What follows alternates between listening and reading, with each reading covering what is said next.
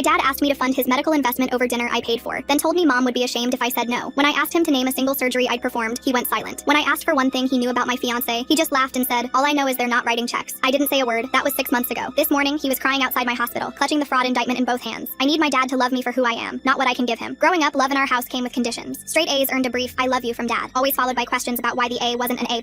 Every achievement unlocked affection like a vending machine. Insert success, receive validation. When I scored the winning goal in soccer, his smile lasted exactly 3 seconds before he wondered aloud why I wasn't team captain yet. Mom died when I was 14, brain aneurysm. One morning she was braiding my hair, humming that old Fleetwood Mac song she loved. By dinner, she was gone. The house fell silent except for dad's office door clicking shut and the sound of his fingers on calculator keys late into the night. I became his project. His grief transformed into my schedule. SAT prep at 5 a.m. Volunteer shifts until midnight. If I could just achieve enough, maybe his eyes would soften the way they used to when mom walked into a room. Undergrad nearly broke me. 3 jobs, including the graveyard shift at the campus library. I'd prop my biochemistry textbook against the reception desk, mainlining instant coffee, telling myself that exhaustion was just weakness leaving the body. My roommate found me once, passed out over my organic chemistry notes, nose bleeding from stress. I woke up to her shaking me, my notes ruined with blood. Med school was worse. During my surgery rotation, 36 hours without sleep, the OR lights started spinning. Next thing I knew, IV fluids were dripping into my arm, and my attending was lecturing about self-care while checking my pupils for signs of concussion. I collapsed mid-procedure. Luckily, I didn't crack my skull on the surgical equipment, but I made it. Neurosurgery, the same specialty mom would have needed. At 32, I had everything dad pushed me toward. The prestigious career, the 6-figure salary, the respect of colleagues. Then 6 months ago, something changed. Weekly calls replaced his usual monthly check-ins. His voice carried warmth I hadn't heard since before mom died. No criticism sandwiched between pleasantries. Just pride. I started believing again. Started sharing pieces of my life beyond my CV. Mentioned Max. Mentioned our engagement. The dinner was my idea. Le Bernardin, stupidly expensive, but I wanted to show him how far I'd come. Max noticed my hands trembling as we waited. Their fingers intertwined with mine under the white tablecloth, steadying me. Dad arrived in a suit I'd never seen. Italian cut, designer label visible. He shook Max's hand briefly, eyes already sliding past them to focus on me. His first words weren't congratulations on my engagement. They were about how tired I looked. I tried to redirect, to introduce Max properly, but Dad was already pulling out a leather folder. It was for an investment opportunity. Ground floor, medical supplies company. My stomach recognized the pattern before my heart did. 200,000. He needed it by Friday. The number hung between us like a diagnosis I didn't want to confirm. His pitch continued. Guaranteed returns, 30% minimum, insider knowledge. Max's hand tightened around mine as Dad's mask slipped, revealing the desperation underneath his designer facade. When I hesitated, he invoked Mom, said she'd be ashamed of my selfishness. I quickly got up saying I had to use the bathroom. The bathroom tiles were cold against my palms as I gripped the sink. Max followed, held me while years of manipulation crystallized into clarity. The timeline clicked into place. Dad's new car 3 months ago, right after his first warm phone call. The Vegas trip 2 months ago, when he started saying he missed me. Each "I love you" perfectly timed with a financial need I hadn't seen coming. When we returned to the table, Dad had rearranged his face into fatherly concern. His performance might have worked 6 months ago. Now I saw the calculation behind every gesture. I told him I'd agree to give him the money if he could answer my question. I asked him to name one surgery I'd performed. When his mouth opened and closed without offering a sound, I asked for one detail about Max, my favorite coffee shop, anything about my life unrelated to my earning potential. His silence said everything. The rehabilitation center had a bed available. I'd called that morning, some part of me already knowing how dinner would end. I put him into a 30-day program for gambling addiction, not his first time. I remembered the foreclosure notice on our door junior year of high school, Mom's life insurance money vanishing into poker games while I wore the same shoes until they fell apart. His anger, when it came, felt familiar, ungrateful, selfish. The words he'd used my whole life to sculpt me into something useful. But standing there with Max's steady presence beside me, I finally understood the difference between being loved and being used. My dad was wrong. He didn't make me who I am. I made myself in spite of him. And for the first time, that felt like enough. As we walked away, my phone buzzed, and everything came crashing down. It was a voicemail from an unknown number. "Your father owes us $500,000. Since he can't pay, we're coming to collect from you, doctor. We know where you work." The voicemail continued playing as my hand gripped the phone. The voice was professional, cold, advanced financial services, multiple loans, documentation dating back years. My legs gave out and I sank onto the restaurant's marble steps while Max crouched beside me, their hand on my back. The numbers didn't make sense. $500,000. The oldest loan originated when I was 18, right when Dad co-signed my first student loan paperwork. My hands shook as I fumbled to replay the message. Max pulled out their phone and started recording the voicemail, documenting everything with the same methodical approach they used for their engineering projects. Back in our apartment, I spread every financial document I could find across the kitchen table. Bank statements, credit reports I'd never thought to check, old tax returns. Max sorted them into chronological piles while I dialed Dad's number. He picked up on the third ring, his voice still carrying traces of anger from our dinner confrontation. I kept my voice steady as I mentioned the voicemail. His breathing changed, a sharp intake followed by silence that stretched too long. When I said the words, "identity theft charges," the silence grew heavier. He started talking fast, claiming he only meant to help with my student loans, that I was too young to understand financial planning back then. But his voice cracked when I pressed for details. The admission came in pieces. 5 credit lines opened in my name over the years. He called it investing in my future, said every parent helped their children establish credit. But these weren't authorized user accounts or legitimate co-signed loans. These were accounts I'd never seen, never signed for, never knew existed. My childhood friend Emma arrived within an hour of my call. She'd become a forensic accountant after college, specializing in fraud cases. She set up her laptop on our kitchen table, now buried under documents, and started her analysis. Her face grew more serious with each discovery. The loans dated back 8 years, a trail of financial destruction hidden behind my success. I stared at the photo of Mom on the bookshelf while weighing my options. Filing a police report would destroy Dad, but trying to negotiate with creditors privately might leave me drowning in debt I didn't create. Emma's fingers flew across her calculator as she tallied the damage. Max sat beside me, silent support while I grappled with an impossible choice. I decided to investigate fully before taking any legal action. Emma helped me pull records from every financial institution that had ever touched my name. We discovered Dad listed as my financial manager on multiple documents, his signature appearing where mine should have been. The forgeries were good, practiced. He'd been doing this for years. The next morning brought another revelation. The security company that monitored my storage unit called about unusual activity. Their cameras had caught Dad attempting to access my unit at 5 a.m., fumbling with keys in the pre-dawn darkness. The unit contained boxes from Mom's estate, things Dad claimed had no value but I'd kept anyway. I drove to the storage facility with Max. Inside the climate-controlled unit, we found boxes Dad had sworn were destroyed in a basement flood years ago. Mom's medical records, perfectly preserved. Not just preserved, but organized. Meticulously labeled folders with sticky notes in Dad's distinctive handwriting. My stomach turned as I realized what I was looking at. Dad's campaign started that afternoon. My phone rang with a call from my mentor, Dr. Chen. Dad had contacted him, expressing concern about my work schedule, wondering if the stress was affecting my judgment. He'd asked pointed questions about whether mental health issues ran in families, using the same phrases he'd used when Mom got sick. Dr. Chen mentioned Dad seemed particularly interested in our hospital's policies on physician wellness checks. The pattern was starting to emerge. The same words, the same concerns, the same attempts to paint someone as unstable when they wouldn't comply with his needs. Mom's medical files revealed the truth in clinical detail. Dad had refused second opinions when she complained of severe headaches. The record showed him telling doctors she was prone to hypochondria, that she exaggerated symptoms. In the margins of one report, Mom's desperate handwriting pleaded for someone to listen. The headaches were real, the pain was real, but Dad's voice had been louder than hers. My phone buzzed with a text from Aunt Helen. Dad had called her too, spinning the same narrative he'd crafted years ago. She recognized the lies this time. We needed to talk, she said. The family needed to know what was happening. Uncle Jeffrey wasn't as easily convinced when I met him at a coffee shop downtown. He insisted Dad had been devoted to Mom, never left her side during her illness. He couldn't see control disguised as care, couldn't recognize isolation dressed up as protection. But I had Mom's journal now, pulled from those carefully preserved boxes. Her entry from when I was 8 years old made my hands shake. Dad had convinced her she was imagining the headaches, that stress from parenting was making her create symptoms. She wrote about not trusting her own mind anymore, about maybe he was right, maybe she was going crazy. The gaslighting documented in her own handwriting. Dad's reach extended further than I'd imagined. My godmother called, worried about me cracking under pressure like my mother had. Those were Dad's exact words, planted carefully in conversations with anyone who'd listen. The pattern was so clear now, the systematic destruction of credibility before the real damage began. The hospital's HR department scheduled a wellness check meeting for the following week. Dad's concerned calls about my family history of mental instability had triggered their protocols. I sat in my office, staring at the email, recognizing the trap closing around me. Dr. Chen initially dismissed my concerns when I explained what was happening. Parents worried about their children, he said. It was natural for Dad to be concerned, but something in his expression shifted when I mentioned the pattern, and he quietly admitted his own mother had died young after years of being called unstable by his controlling father. I spent hours at the county records office, pulling documents that revealed another horrifying truth. Dad had power of attorney over Mom's medical decisions, but the paperwork showed it had been changed from Mom's sister Helen just 2 months before Mom died. The timing was too convenient, too calculated. Mom's bank statements from her final months told their own story. Large cash withdrawals Dad had explained as payments for alternative treatments, holistic remedies insurance wouldn't cover. But Emma's analysis revealed the truth. The withdrawal dates matched perfectly with Dad's gambling losses. Casino markers called in, poker debts settled. Mom's suffering had funded his addiction. 3 nurses from Mom's final hospital stay remembered her clearly when I tracked them down. They recalled Mom asking repeatedly to call her sister, begging to see Helen. But Dad always had reasons why it would upset her too much, why she needed to focus on getting better without outside stress. The pattern of isolation was documented in their notes, though no one had connected the dots at the time. I recognized Dad's escalation pattern now. The crisis always peaked near Mom's death anniversary, when emotions ran high and defenses were low. Maximum vulnerability meant maximum opportunity for manipulation. This year was no different, except now I could see the machinery behind the performance. Helen's living room became our war room as she revealed more pieces of the puzzle. She'd tried to visit Mom during those final weeks, but Dad had her removed from the hospital, claiming Mom didn't want visitors. Security had escorted her out while Dad played the devoted husband, protecting his wife from stressful family dynamics. Emma's forensic analysis revealed the final piece of Dad's pattern. His gambling losses spiked during family medical emergencies. When chaos provided cover, when everyone focused on illness and treatment, Dad's addiction ran wild. Other people's crises became his opportunities, their vulnerability, his financial gain. The medical board complaint arrived by certified mail. Dad had filed formal concerns about my erratic behavior and family history, attaching documents I'd never seen before. Falsified records suggesting a pattern of mental instability stretching back generations. The lies were elaborate, detailed, almost believable if you didn't know the truth. Dr. Martinez pulled me aside after rounds, his discomfort obvious. He admitted Dad had approached him privately, offering cash in exchange for supporting a mental health intervention. The bribe had been subtle, framed as concern for my well-being, but Martinez recognized it for what it was. He'd refused, but warned me others might not be so ethical. Dad's extended family began receiving carefully worded emails about my supposed breakdown. Each message contained just enough truth mixed with fabrication to seem credible. I discovered this when my cousin forwarded one to me, concerned but skeptical. The email detailed my collapse during surgery residency, twisted into evidence of inherited instability rather than exhaustion from working triple shifts. I gathered the forwarded emails and added them to my growing evidence file. The pattern was methodical. Dad had created a narrative where I was following Mom's path, working myself toward a mental break. He'd even included dates and times that aligned with real events, making the lies harder to disprove. My childhood home stood in foreclosure when I drove past it. The yellow notice taped to the door fluttered in the wind. I parked and walked through the overgrown yard, remembering Mom's garden that Dad had let die after she passed. The house looked abandoned, windows dark, paint peeling. This was where Dad's 3-stage pattern had perfected itself. Inside, using the spare key still hidden under the fake rock, I found chaos. Stacks of unopened mail covered every surface. Foreclosure notices dating back months. Past due bills. Casino loyalty cards scattered across Dad's desk. The refrigerator hummed empty except for expired condiments. This wasn't the home of someone managing investments. My neighbor Mrs. Chen emerged from her house as I loaded boxes into my car. She'd lived next door for 30 years, watched me grow up. She mentioned having old security camera footage from when Mom was sick, offering to check if any might be helpful. Her cameras had captured more than either of us expected. The footage showed Dad loading boxes into his car the same week Mom first complained of severe headaches. Multiple trips, always when I was at school. The timestamp showed this was months before Mom's final hospitalization, before anyone except Mom knew something was wrong. He'd been preparing, hiding evidence before there was officially anything to hide. Max's parents called that evening. They'd received an anonymous letter warning them about my family history of mental instability. The handwriting was Dad's, though he'd tried to disguise it. They saw through the manipulation immediately, recognizing the same controlling patterns they'd escaped in their own families. Their support felt like armor against Dad's attacks. I spent the night at a 24-hour copy center, creating multiple backup sets of Mom's medical files. The teenage employee didn't ask questions as I fed page after page through the machine. Each copy went to a different secure location. Emma kept one set, Helen another, Max Max's parents a third. Dad couldn't destroy what he couldn't find. Credit agencies began their fraud investigation after Emma filed the initial reports. The investigator warned that family identity theft cases faced a higher burden of proof. Courts often assumed family members had implicit permission to use each other's information. Documentation would be critical. Every forged signature, every unauthorized account, every fraudulent transaction needed to be meticulously cataloged. Mom's former colleague Brenda reached out through Helen. She'd worked with Mom at the library before Mom got too sick to continue. Brenda mentioned Mom had been documenting something in the months before she died, keeping notes that she'd asked Brenda to safeguard. We arranged to meet at Brenda's apartment. The recipe box Brenda handed me looked ordinary. Mom's handwriting covered index cards with her famous chocolate chip cookie recipe, her mother's apple pie, but tucked behind the recipes were different cards, dates, times, Dad's lies carefully documented. Mom had been building her own evidence file, tracking his gambling losses against his excuses. Dad's brother Tom called while I was reviewing Mom's notes. His voice carried years of suppressed anger. He revealed what the family had hidden for decades. Their mother, my grandmother, had died under similar circumstances. Dad had convinced everyone she had dementia, isolated her from family, controlled her medical care. The pattern stretched back generations. I met Tom in his car outside a grocery store parking lot. He couldn't risk Dad seeing us together. Tom pulled out old photos, documents he'd saved, their mother's diary entries describing the same confusion Mom had documented, the same gaslighting, the same isolation, the same tragic end with Dad as the devoted son no one questioned. My colleagues began receiving flowers with sympathy cards about my recent breakdown. The florist confirmed they were paid for in cash by an older man matching Dad's description. Each card expressed concern for my mental health, hoping I'd get the help I needed. The campaign to undermine my credibility was escalating. I presented the evidence to my department chair, laying out Dad's pattern of manipulation. My methodical approach, complete with documentation and timelines, countered Dad's emotional appeals. Facts defeated fear-mongering. The chair agreed to disregard any concerns about my mental state unless they came with concrete evidence. The insurance investigator assigned to my identity theft case gave me a deadline, 30 days to file formal fraud charges, or the debt would become legally mine. The clock was ticking. Each day that passed made the financial noose tighter. Dad knew this, was counting on my reluctance to destroy him. Tom revealed more family secrets during our second meeting. Their mother had died alone in a nursing home after Dad convinced the family she was too ill for visitors. This investigation is uncovering such shocking truths about the Dad's history. The way the mom secretly documented his lies in that recipe box shows she knew what was happening but felt so trapped. He'd controlled all communication, interpreting her confusion as aggression, her pleas for help as delusions. The family had trusted his devotion, never questioning why he insisted on being her sole caregiver. Dad's credit report, which Emma obtained through the investigation, showed the full scope of his desperation. Every possible credit avenue had been maxed out. Personal loans, credit cards, even payday lenders. The gambling had consumed everything. He was a cornered animal, and cornered animals did desperate things. During a family meeting at Helen's house, Dad made his next move. He offered to share Mom's life insurance payout, presenting it as a peace offering. The problem was, he told us years ago that Mom's policy had lapsed. Now he admitted collecting $300,000 after her death. The money had funded his gambling for only 2 years before disappearing into casino vaults. Helen confirmed what several family members had suspected. After Mom died, they'd wanted an autopsy to understand how the aneurysm had been missed. Dad had rushed to have her cremated, claiming it was Mom's wish. No one had questioned the grieving widower. Now we understood he'd been destroying evidence. Mom's best friend Linda had saved voicemails from those final months. Mom's voice, weak but clear, saying Dad wouldn't let her see doctors alone, describing how he answered for her during appointments, interpreted her symptoms to match his narrative. The recordings revealed a pattern of coercive control that made my skin crawl. I realized Dad's power had always come from isolation. He'd separated Mom from her support system, made himself the sole filter for information. But I had Max, Emma, Helen, and a growing coalition of family members who saw through his manipulations. His old tactics were failing against our united front. The attic insulation in my childhood home yielded another discovery. Wrapped in plastic, hidden between joists, was Mom's diary. The final entries were damning. She wrote about Dad stealing her symptoms, telling doctors she imagined things. Her last entry, dated a week before her death, was crystal clear. I'm not crazy, he's culling me. Max discovered our wedding fund had been frozen due to the fraud investigation. Instead of anger, they showed only support. We spent quiet evenings planning our legal strategy, their steady presence a counterweight to Dad's chaos. Love without conditions felt revolutionary after a lifetime of transactional affection. Emma suggested draining Dad's accounts in retaliation, using the same tactics he'd employed. I refused. Becoming him to hit him would be another kind of defeat. We would win with truth, documentation, and legal channels. Mom deserved justice, not revenge. I confronted Dad with Mom's diary at a public restaurant, witnesses all around. He claimed Mom had been confused by the headaches. That brain pressure caused paranoia. Then he slipped, mentioning brain tumors before Mom's tumor was ever officially diagnosed. His face went white as he realized what he'd revealed. Hospital records confirmed the timeline. Dad had declined MRI scans 3 times over 8 months. He told doctors Mom was anxious about medical procedures while telling Mom the doctor said tests were unnecessary. The deception was documented in clinical notes, each refusal signed by Dad as her medical power of attorney. Dad's girlfriend Carol found me in the restaurant parking lot after their dinner. She was leaving him after seeing the evidence I'd presented. She admitted he'd been controlling her finances too, had convinced her to add him to her accounts. Another pattern, another victim, another woman saved before it was too late. The family group chat transformed from defending Dad to sharing stories of manipulation. Cousins revealed loans never repaid. Aunts discovered missing jewelry. Uncles recalled investments that vanished. The scope of his deception spread like ripples, each revelation connecting to others. Brenda coordinated with Mom's other friends who'd suspected abuse but had been isolated from each other. Dad had told each of them the others were too busy to visit, had created conflicts between them to prevent communication. Now they compared notes, building a picture of systematic isolation. Dad admitted during a heated phone call that he'd started gambling to cope with Mom's illness, but Emma's timeline proved the gambling predated Mom's symptoms by years. His addiction hadn't been caused by grief. It had caused the grief, had driven him to sacrifice Mom's health for money. The medical board dropped their investigation after I provided evidence of Dad's fraud and manipulation. The falsified documents he'd submitted actually strengthened my case, showing the lengths he'd go to discredit anyone who threatened his control. Truth defeated slander in the end. Family members began changing locks and passwords Dad had access to. His options shrank daily as each relative secured their finances. The network of trust he'd exploited for decades crumbled. Without access to other people's money, his gambling ground to a halt. Linda revealed the most damaging information yet. Mom had secretly met with a divorce lawyer 3 months before her death. She'd been planning to leave Dad, had started documenting his abuse, but Dad discovered the meeting, and Mom's symptoms mysteriously worsened immediately after. The escalation pattern was clear. I spent days ensuring vulnerable family members updated their power of attorney documents. Elderly aunts dads who'd given dad access during family emergencies now revoked it. We created a protective network, sharing information to prevent future exploitation. Each person saved was a victory for Mom. 7 family members united to demand dad account for missing inheritance from our grandmother. The meeting at Aunt Patricia's dining room table felt like a tribunal. Years of financial records spread across the mahogany surface. The missing money totaled more than anyone had imagined. Dad's attempt to claim I was sick like Mom backfired spectacularly. The family recognized his tactics now, saw how he used the same phrases, the same concerned tone, the same attempts to isolate and discredit. His playbook was exposed, its effectiveness destroyed. Patricia caught Dad trying to access her safe during the family meeting. His desperation made him reckless, fumbling with the combination while others were in the bathroom. She photographed him in the act, adding to our evidence file. The image showed a man whose schemes were collapsing. The medical community rallied around me as news of the identity theft spread professionally. Colleagues who'd received Dad's concerned calls now understood the manipulation. Support poured in from unexpected sources. Other doctors who'd faced similar family exploitation. Emma's complete financial audit revealed staggering numbers. Dad had stolen over $800,000 from family members over 20 years. Combined with the $500,000 in fraudulent loans in my name, the total exceeded $1.3 million. The scope was breathtaking. The insurance deadline loomed. Each day brought the decision closer. File charges and destroy Dad, or absorb the debt and let him continue his patterns. The choice felt impossible until I remembered Mom's diary, her final entries begging for someone to believe her. Dad's ex-wife Catherine emerged from years of silence. She'd left when he started calling her crazy, had recognized the gaslighting before it could escalate. Mom hadn't been so lucky, had been too isolated by the time she realized the danger. Catherine's survival story strengthened my resolve. I realized saving others from Dad mattered more than preserving his reputation or maintaining family peace. His patterns would continue, would claim new victims, unless someone stopped him. Mom couldn't protect herself, but I could protect others. Instead of negotiating privately, I organized a family intervention. Every victim gathered in Helen's living room, their evidence compiled into a comprehensive case. The collective truth was more powerful than any individual accusation. Dad couldn't dismiss all of us as unstable. The extended family created a united front. No more access to anyone's finances. No more medical power of attorney. No more unsupervised visits with vulnerable relatives. The boundaries were firm, enforced by the group rather than individuals he could isolate and manipulate. Mom's neurologist, now retired, agreed to meet at a coffee shop near the hospital. He admitted Dad had refused treatment options, had insisted on watching and waiting despite clear symptoms. The doctor's professional opinion confirmed what Mom's diary claimed. Treatment had been available. Dad had declined it. The family agreed to support my identity theft case. Their backing meant everything, transforming a personal battle into collective justice. We would face the consequences together, would weather any scandal as a united front. Dad's isolation tactics had failed completely. Dad showed up at my workplace demanding I stop the witch hunt. Security cameras captured his meltdown, his threats, his admission that he'd done what was necessary to survive. Max recorded everything on their phone, adding to our evidence file. His public unraveling was documented in high definition. Dad's siblings forced him to sign a fraud confession in exchange for not pressing charges themselves. The document detailed every loan, every forged signature, every stolen inheritance. His hand shook as he signed, finally cornered by consequences he couldn't manipulate away. Tom kept the original while Patricia made copies for each family member. The healing process started slowly at first. Family members who hadn't spoken in years began reconnecting, sharing stories Dad had used to keep them apart. Each conversation revealed another layer of his manipulation, another wedge he'd driven between people who should have supported each other. This family coming together like this is very satisfying, and then uniting against the Dad's manipulation after years of being isolated from each other. Wow. A support group for financial abuse victims welcomed me during their Thursday evening meeting. The facilitator explained that family fraud was more common than most people realized. Around the circle, others shared similar stories of parents, siblings, children who'd exploited trust for money. Their patterns matched Dad's so closely it felt like reading from the same script. Emma's final audit package documented everything meticulously. The evidence showed Dad's fraud totaling $1.3 million over 2 decades, $500,000 in my name through identity theft, $300,000 from Mom's life insurance he'd hidden, another $500,000 stolen from various family members through forged documents and manipulated inheritances. The numbers were staggering, but the human cost was worse. Dad's former poker buddy Sebastian reached out through Tom. He revealed that Dad had bragged about managing Mom's illness to maximize the life insurance payout. The conversation had happened at a casino table. Dad hammered on whiskey and winning streak adrenaline. Sebastian had been disturbed enough to stop playing with him after that night. While organizing Mom's remaining belongings, I discovered veterinary records in a shoebox. The documents showed Dad had Mom's cat euthanized while she was hospitalized for what would be her final stay. He told her the cat ran away. Mom had loved that orange tabby, had asked about him constantly during her last days. Another cruelty documented in clinical paperwork. Mom's diary revealed an entry from 6 months before her death that changed everything. She'd written about recording videos on Linda's computer because she didn't trust Dad not to find them at home. The entry ended with instructions to check the tea tin on Linda's bookshelf if something happened to her. My hands trembled as I dialed Linda's number. Linda's apartment smelled like the lavender tea Mom had loved. The tin sat exactly where Mom's diary indicated, dusty but undisturbed. Inside, wrapped in plastic, was a USB drive. Linda admitted she'd known it was there but had been too afraid to look, worried about what truths it might contain. The USB held 23 video files, each dated and labeled in Mom's careful system. I gathered the family at Helen's house to watch them together. Max set up the laptop while Helen distributed boxes of tissues, somehow knowing we'd need them. Emma sat ready to document anything legally significant. Mom appeared on screen, thinner than I remembered, dark circles under her eyes, but her voice was clear, determined. She documented Dad's refusal to take her to appointments, his insistence that her symptoms were psychological. She showed bills for medical consultations he'd canceled. She described his anger when she'd tried to call Helen. Each video built the case she knew she might need posthumously. Dad's response was predictable when word reached him about the videos. He claimed they proved Mom was mentally ill, that her paranoia was evidence of the brain tumor affecting her judgment. But the medical timeline Emma had constructed proved Mom recorded the videos before any tumor was detected, when Dad was still insisting nothing was wrong. I discovered more evidence in Dad's own files. He told the hospital Mom was refusing treatment, while telling Mom the doctor said nothing could be done. The deception was documented in conflicting forms he'd signed, some claiming Mom declined intervention, others requesting comfort care only. He'd played both sides to ensure the outcome he needed. Some family members began wavering as the reality of criminal prosecution loomed. They feared scandal, worried about their own reputations if Dad's crimes became public. The unity we'd built started showing cracks. Uncle Jeffrey pulled me aside, suggesting we handle everything privately to protect the family name. The fractures widened during a tense meeting at Patricia's house. Half the family wanted to proceed with charges while others pushed for a quiet settlement. Dad had found his opening, was working the phone phones from his apartment, reminding relatives of their own secrets, their own vulnerabilities. The master manipulator still had some moves left. I faced the legal proceedings increasingly alone as relatives distanced themselves. The detective assigned to the case warned me this was common in family fraud situations. The closer the betrayal, the harder it was for people to maintain their resolve. Max and Emma remained steadfast, but the family coalition was crumbling. The decision crystallized during a sleepless night reviewing Mom's videos. In one, she looked directly at the camera and said she knew I'd be the one watching someday. She asked me to be brave, to do what she couldn't. Justice for her mattered more than family comfort, or maintaining false peace. Filing the formal charges triggered an avalanche. Dad's financial house of cards collapsed as each creditor learned about the others. His apartment landlord discovered the eviction notices from 3 previous residences. His employer found out about the embezzlement investigation from his last job. Every lie unraveled simultaneously. Dad arranged a meeting at Mom's grave, claiming he wanted to explain everything without lawyers present. I agreed, but took precautions. The wire Emma's investigator friend provided was tiny, easily hidden under my jacket. Max parked within sight but out of earshot, ready to intervene if needed. Standing at Mom's headstone, Dad's mask finally dropped completely. He admitted withholding treatment but insisted Mom would have suffered more with intervention. His twisted logic painted himself as merciful, saving her from painful procedures. Then came the real confession. He'd needed Mom's death to occur before the divorce proceedings she'd started could divide their assets. The life insurance wouldn't have been his if they'd divorced. I kept my face neutral as Dad detailed his calculations. Mom's death had to happen within a specific window to maximize the payout while avoiding scrutiny. He'd researched how long someone could survive with her condition untreated. He'd timed everything perfectly, he said, proud of his planning. The confession was still flowing when I revealed the wire. Dad's face went through several expressions before settling on resignation. He'd been so desperate to justify himself that he'd forgotten I might be recording. The unmarked police cars that had been waiting nearby pulled into the cemetery drive. Detective Catherine, who'd been investigating Dad's fraud patterns for months after another victim came forward, took custody of the recording. She explained they'd been building a case but needed more evidence. My documentation had provided crucial pieces, but Dad's confession was the cornerstone they'd been hoping for. The choice between testifying for the murder investigation or letting him face only fraud charges wasn't really a choice at all. Mom deserved the full truth exposed. I agreed to provide complete testimony, knowing it meant destroying any chance of family reconciliation with those who still defended him. Dad's arrest made the local news exactly once. A small item about financial fraud and elder abuse, no names mentioned due to ongoing investigation. The story that had consumed my life for months was reduced to 3 paragraphs on page 6. Somehow that felt right. Not every tragedy needed to be spectacular. Most played out quietly, destroying lives without fanfare. I provided prosecutors with Mom's complete medical documentation, her videos, the evidence of Dad's pattern spanning decades. The case file grew thick with proof of systematic abuse, financial exploitation, and ultimately murder by medical neglect. Each document was another nail in the coffin of Dad's fabricated devotion. Dad tried one final manipulation during a pretrial hearing. He claimed I'd driven him to desperation with my success, that my achievements had made him feel worthless. The prosecutor shut down that narrative quickly with evidence of his gambling addiction predating my birth. His patterns existed long before I could have influenced them. The restraining order I secured brought the first real peace I'd felt in months. Knowing Dad couldn't approach my home, my work, or contact me directly lifted a weight I hadn't realized I'd been carrying. Freedom tasted like safety, like breathing room, like space to heal. Dad eventually accepted a plea deal for fraud to avoid a murder trial. 8 years in minimum security, with possibility of parole in 5. The detective explained this was actually a good outcome. Elder abuse cases were notoriously difficult to prosecute. The fraud charges were solid, provable. Justice didn't always look like maximum punishment. Mom's proper memorial service brought together family members who'd been divided by the legal proceedings. Without Dad's presence, without his manipulation, people began reconnecting authentically. Stories about Mom emerged that I'd never heard, memories Dad had suppressed or twisted. She came alive again through their words. I established a scholarship fund in Mom's name for medical students from families affected by financial abuse. The first recipient was a young woman whose father had drained her college savings for gambling debts. She reminded me of myself at that age, determined to succeed despite family dysfunction. Mom's final video message was dated just 2 weeks before her death. She looked directly at the camera, speaking to me across the years. She knew Dad would try to break me like he'd broken her, but she believed I was stronger than both of them. Her faith in me, preserved digitally, became my anchor. 1 year later, I performed a craniotomy on a patient with the exact type of tumor Mom had developed. The surgery went flawlessly. The patient recovered completely. Each successful procedure was a small victory for Mom, proof that treatment could have saved her. Dad served his 3rd year while I saved lives he'd been willing to sacrifice. My credit slowly rebuilt as the fraudulent accounts were removed. Max and I married in a tiny ceremony in Helen's backyard, exactly the kind of simple gathering Mom would have loved. Her photo sat on the memory table, surrounded by white roses she'd grown in her garden before Dad let it die. My office now displays Mom's picture prominently. Patients often comment on our resemblance, noting her kind eyes. I tell them she was my inspiration for becoming a doctor. The fuller truth stays private, but her legacy lives in every patient I treat, every family I help navigate medical crises without exploitation. Dad sends letters sometimes, forwarded through his lawyer since direct contact violates the restraining order. I don't read them. Emma files them unopened in case they're needed for future legal proceedings. His words have no power anymore. Mom's videos said everything that mattered. Love shouldn't hurt. It just took me 20 years to learn the lesson she died trying to teach. Honestly, this doctor is living proof that we can break free from bad patterns and create something beautiful. Subscribe for more content just like this.